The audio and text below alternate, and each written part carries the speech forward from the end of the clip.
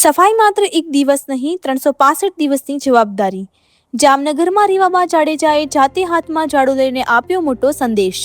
વડાપ્રધાન નરેન્દ્ર મોદીના સફળ શાસનના 12 વર્ષ પૂર્ણ થતા જામનગરમાં વિશેષ સ્વચ્છતા અભિયાન યોજાયું. ઐતિહાસિક રણમલ તળાવ ખાતે શિક્ષણ રાજ્યમંત્રી રીવાબા જાડેજાએ નગરજનો સાથે શ્રમદાન કરી સ્વચ્છતાનો સંદેશ આપ્યો. રીવાબા જાડેજાએ જણાવ્યું કે સ્વચ્છતા કોઈ એક દિવસનો કાર્યક્રમ નહીં પરંતુ વર્ષના 365 દિવસની નૈતિક જવાબદારી છે.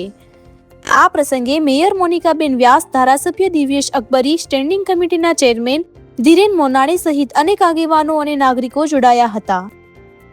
વિકસિત ગુજરાતથી વિકસિત ભારતના સંકલ્પ સાથે જામનગરમાં જન ભાગીદારીનું અનોખું ઉદાહરણ જોવા મળ્યું. 12 વર્ષ વિકાસ, વિશ્વાસ અને જલ કલ્યાણ એટલે કે આદરણીય પ્રધાનમંત્રી શ્રી નરેન્દ્રભાઈ મોદી સાહેબના નેતૃત્વમાં જે રીતના રાષ્ટ્ર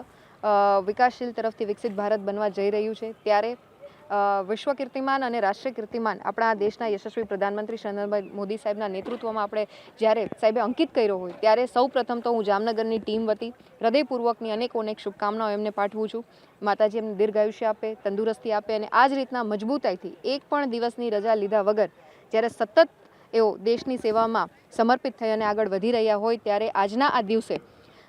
લોકભાગીદારી સાથે સ્વચ્છતા અભિયાનની વાત હોય, વૃક્ષારોપણની વાત હોય, સાથે સાથે ધાર્મિક સ્થળો ઉપર પણ સ્વચ્છતા અને મહાઆરતીનું આયોજન કરવામાં આવ્યું છે. હું જામનગરની જનતાને ખૂબ હૃદયપૂર્વકની અપીલ કરું છું, વિનંતી કરું છું કે આ પ્રકારના અભિયાનો ફક્ત એક દિવસ નહીં પરંતુ 365 દિવસ ચાલનારા અભિયાન છે. જેમાં આપણને આપણું ઘર સ્વચ્છ ગમે છે, એવી જ રીતના આપણો મહોલ્લો, આપણું મંડળ, આપણું જિલ્લો અને આપણું રાજ્ય પણ ક્યાંક સ્વચ્છતા તરફ અગ્રેસર થાય. અને ગુજરાત તો પહેલેથી જ 2 દાયકાઓથી જ્યારે મોડલ સ્ટેટ તરીકે આ રાષ્ટ્રને આગળ વધારવામાં સતત સહયોગ આપી રહ્યું હોય, આદરણીય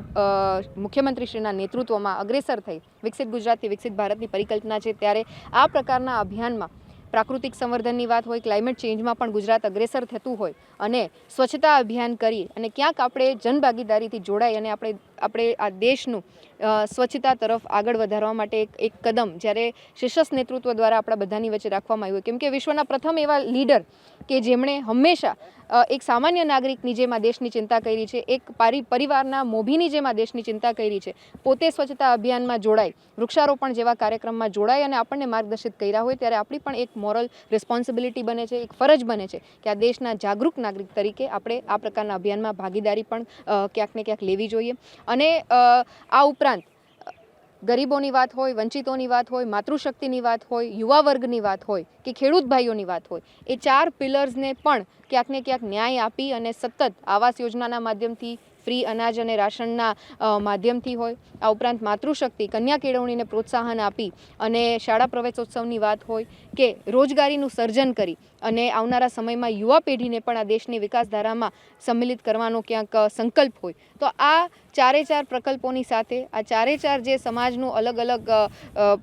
પ્રતિકાત્મક જે આધારસ્તંભો છે, એને સતત અગ્રેસર રહી અને દેશનું સુકાન જ્યારે ભાવિ પેઢી સંભાળવાની હોય તો દેશને એ રીતના તૈયાર કરીએ કે જે વિકાસશીલમાંથી વિકસિત રાષ્ટ્ર બની શકે. એના માટે સતત આપણા આદરણીય પ્રધાનમંત્રી શ્રી મહેનત કરે છે. ખંતથી આપણને બધાને સહકાર આપી અને સતત ચિંતા કરી અને આગળ વધતા હોય, ત્યારે હું પુનઃ દેશનું શીર્ષસ્થ નેતૃત્વ અને ગુજરાતને તો એમાં સવિશેષ બહોળો લાભ થયો છે કે સતત 2 દાયકાથી એમના નેતૃત્વનો લાભ મળ્યો હોય અને સમગ્ર રાષ્ટ્રમાં એક મોડલ સ્ટેટ તરીકે ગુજરાત જ્યારે પથદર્શક બનતું હોય, ત્યારે હું પુનઃ જામનગરની ટીમ તરફથી આજરોજ માનનીય પ્રધાનમંત્રી શ્રી નરેન્દ્રભાઈ મોદી સાહેબને હૃદયપૂર્વકની શુભકામનાઓ આપું છું અને આવનારા સમયમાં આ જ